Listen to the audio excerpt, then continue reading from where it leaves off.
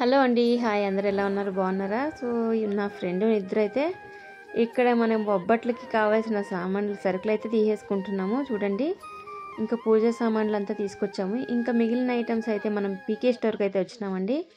ఇక్కడ చూడండి, ఏవి చూసినా రేట్లు అయితే మామూలుగా లేవు, సుమారుగానే ఉన్నాయి. ఒకసారి మా ఫ్రెండ్ వాయిస్లో వినండి.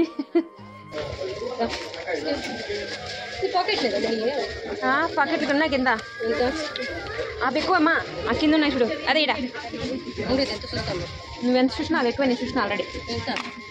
అవి రేట్ ఎక్కువ ఉంది, నందిని తక్కువ. దీపాలు కేసేకి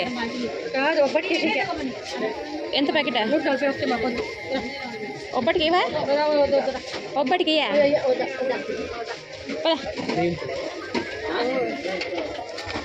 పట్టుగా పద్దా జిఆర్పి ఏ టెంకాయలు తీసుకుని నీకు తీసుకోలేదా? అటు బాగా అనిపించలే, అన్నీ కలిసానికి ఏమంత ఇది అనిపించలే. అందుకో నేను ఒబ్బటికి వేస్తామని. ఒబ్బటికి ఇది 96. ఎక్కడున్నాను? షాపింగ్కి వస్తే మామూలుగా ఉండదండి, నిజంగా రచ్చరచ్చగా ఉంటుంది. ఏవి తక్కువ రేట్లు ఉన్నాయి, ఏవి ఎక్కువ రేట్లు ఉన్నాయి, తర్వాత ఎటు సైడ్ ఏవి ఉన్నాయి అన్నది చూసుకోవడం, తారాడుకోవడం, ఇలా చూసుకోవడమే సరిపోతుంది.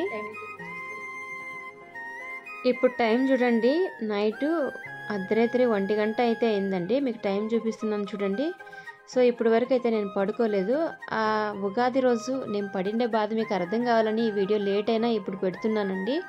సో ఎందుకు పడుకోలేదంటే, ఇవంతా గిన్నెలు శుభ్రం చేసుకుంటున్న, పైన నుంచి మొత్తం ఇవన్నీ కడిగి సో ఇవంతా క్లీన్ చేసుకుంటున్నానండి.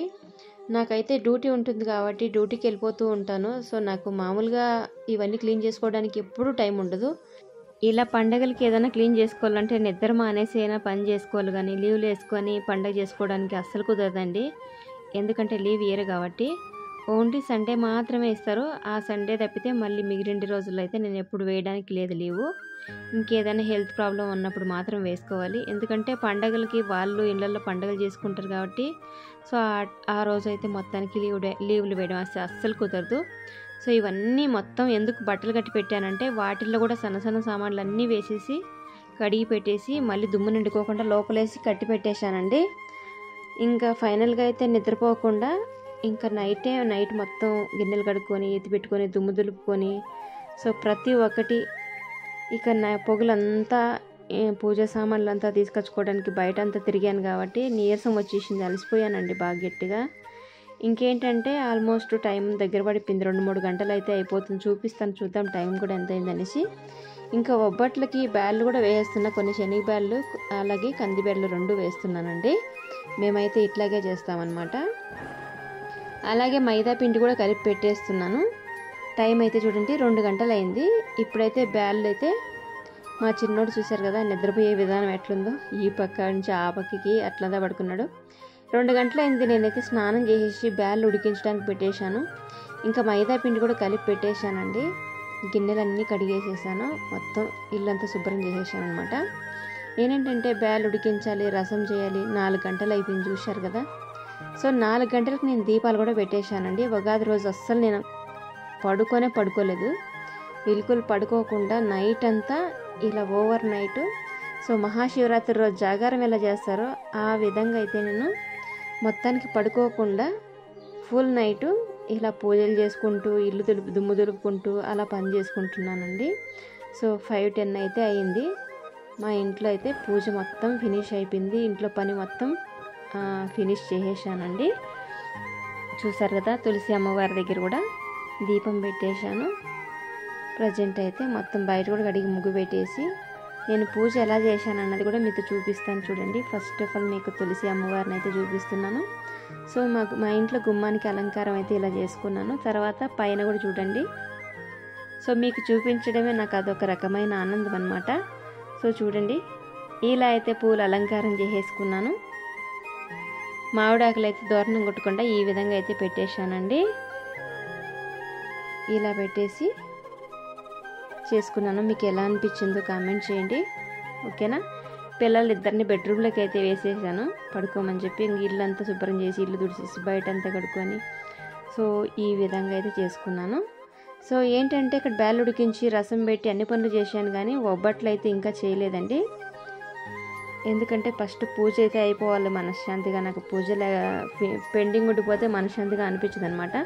సో మనం తిండి కావాలంటే తర్వాత చేసుకునే ఓకే అండి. పూజ అయిపోతే మనశ్శాంతిగా ఉంటుంది, అన్ని పనులు అయిపోయినట్లు అనిపిస్తుంది అనమాట. ఇల్లు శుభ్రంగా ఉండి పూజ ఫినిష్ చేసుకుంటే నాకైతే చాలా హ్యాపీగా అనిపిస్తుంది. చిన్నవేర మల్లమ్మ తల్లి అక్కడ ఫోటోలో. సో చాలా బాగా నాకు చేతను వచ్చినట్లు అలంకారం చేశానండి. మీకు ఎలా అనిపించిందో ఖచ్చితంగా కామెంట్ చేయండి. నాకు ఇలా చేసుకున్నందుకు మనస్తృప్తిగా ఉగాది పండుగ అయితే ఇలా చేశానండి మా ఇంట్లో. అండ్ తర్వాత ఉగాది పచ్చడి కూడా చేశాను, చూపిస్తాను. ఎలా చేశాను అన్నది కూడా మీకు చూపిస్తాను. చూడండి, ఉగాది పచ్చడి అన్నది 6 రుచులు, పులుపు, కారం, స్వీటు, సో ఇలా తీపి ఇవన్నీ కలిపి 6 రుచులతో ఉగాది పచ్చడి అయితే చేశాను. సో ఈ వీడియో నేను లేట్గా పెడుతున్నందుకు ఐఎమ్ సారీ అందరికీ. నాకు కొన్ని కారణాల వల్ల నేను పెట్టలేకపోయాను వీడియోస్ అయితే. కొన్ని రోజులు వీడియోస్ కూడా పెట్టలేదు. నాకు ఎడిటింగ్ చేయడానికి టైం ఉండదు, ఒక్కొక్కసారి ఓపిక ఉండదండి. డ్యూటీకి వస్తే బాగా నీరసం అయిపోతాను, సుస్థ అయిపోతుంది ఎక్కువ. సో అప్పుడు మొబైల్ పట్టుకునే అంత ఓపిక కూడా ఉండదు. మొబైల్ పట్టుకుంటే కళ్ళు ఇలా మూతలు పడిపోతుంటాయి, సరిగా నిద్ర ఉండదు, రెస్ట్ ఉండదు. వాటి వల్ల అయితే నేను వీడియోస్ రెగ్యులర్గా పెట్టలేకపోతున్నా, ముందున్న వీడియోస్ కూడా ఎడిటింగ్ చేయలేకపోతున్నా అనమాట. సో అది నా సిచ్యువేషన్. ఆ సిచ్యువేషన్ బట్టి అప్పుడప్పుడు టైం ఉన్నప్పుడైతే నేను ఇలా వీడియోస్ పెడుతున్నాను. సో నా అదృష్టం కొద్ది వ్యూస్ కూడా రావట్లేదు, చూద్దాం. ఇంకా నేనైతే నమ్మకంతో చేస్తున్నాను, అంతా శివుడి అనుగ్రహం నమ్మకం పెట్టి చేస్తున్నాను. మీ అందరి సపోర్ట్ ఉంటే నాకు కూడా ఇన్ని కష్టాలు ఉండకుండా కొంచెమైనా రిలాక్స్ అయితే చిక్కుతుందని నమ్మకంతో అయితే చేస్తున్నాను. ఇక్కడ చూసారు కదా, ఇంకా పిండి కూడా రుబ్బి పెట్టేశానండి ఒబ్బట్లకి.